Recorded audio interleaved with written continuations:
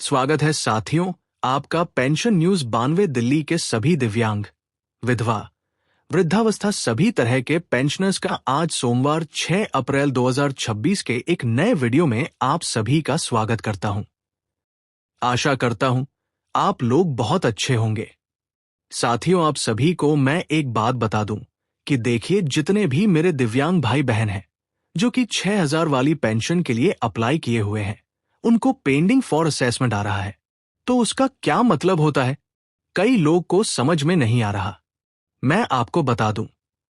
देखो, उसका मतलब यह है कि आवेदन जो है उसको मैं आपको बता दूं, उसका अभी जो वेरिफिकेशन बाकी है और फॉर्म जब, और इसमें मैं आपको बता दूं संबंधित अधिकारी या जो मेडिकल बोर्ड द्वारा जो आपके डॉक्यूमेंट का वेरिफिकेशन होगा, और लेकिन अभी वो लंबित है, अभी वो पेंडिंग में है और अभी होना बाकी है।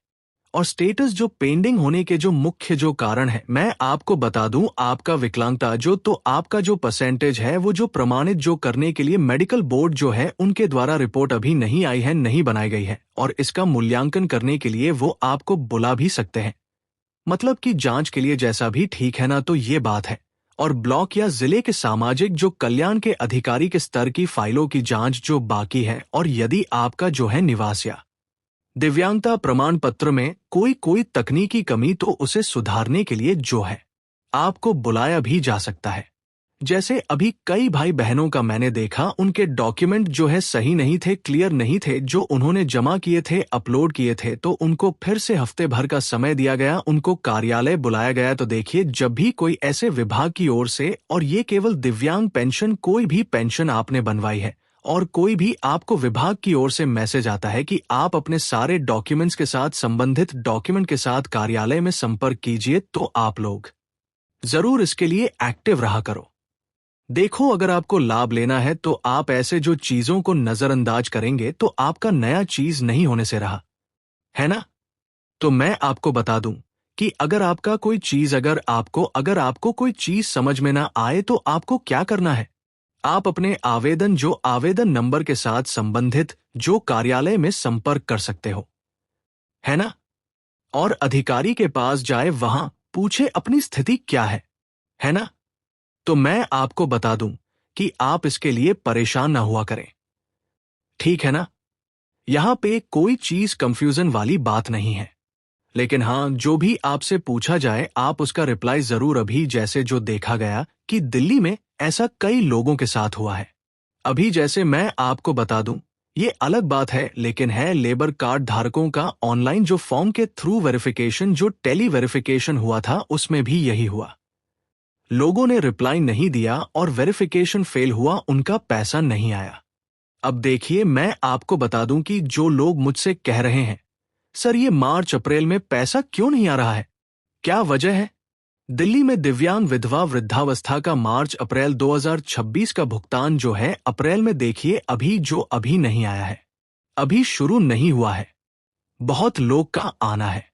उसकी क्या वजह है, देखो मैं आपको बता दूं कि एक तो सबसे बड़ी बात है, जो फाइनेंशियल ईयर जो क्लोजिंग था उस वजह से डिले हुआ है। और मैं आपको बता दूं कि देखिए, जो दिल्ली सरकार की ओर से अभी भी जो कहीं ना कहीं अलग अलग जो लेवल पे जो नए पेंशनर हैं, जो बैकलॉग वाले हैं, उनको वेरीफाई करके उनका पेमेंट आगे प्रोसेस जो किया जा रहा है, जिस वजह से जो रेगुलर पेंशनर है उनका पेंशन डिले हुआ है। देखिए, जानकारी मैं एक एक जानकारी बहुत चुन चुन के लाया हूं, जो आप लोग अगर समझे तो बिल्कुल आपको समझ में आ जाएगी।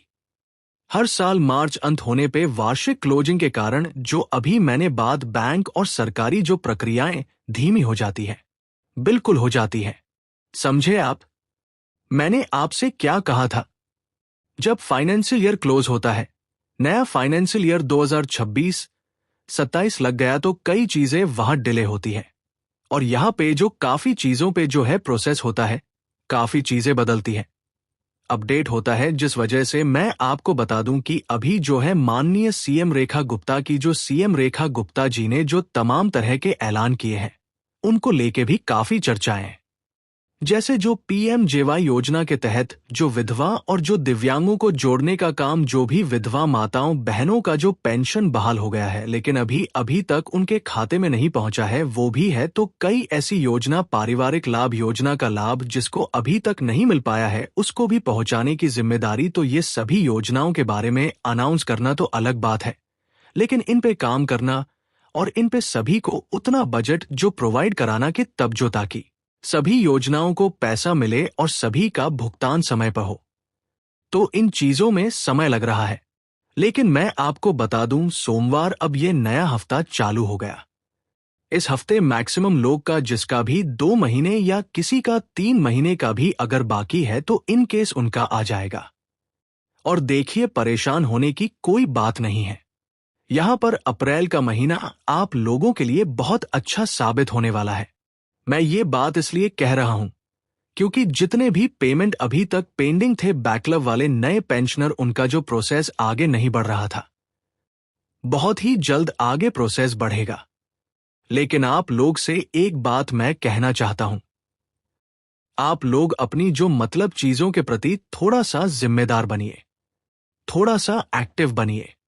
अगर आपकी कोई चीज जो है, आप कोई योजना से जुड़े हैं कोई चीज, तो आपको अपनी चीज को लेके थोड़ा सा जिम्मेदार रहना है।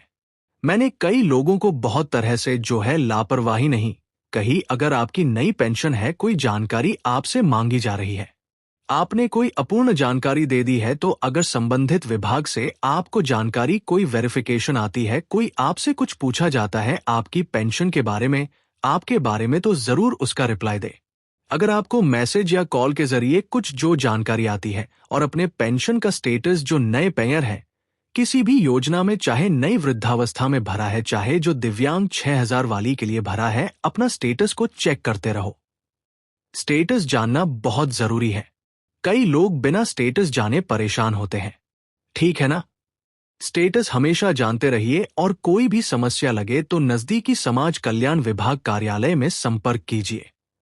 देखिए, मैं वो बात कहता हूं जो इफ या बट वाला बात नहीं होता है, एकदम जो हमेशा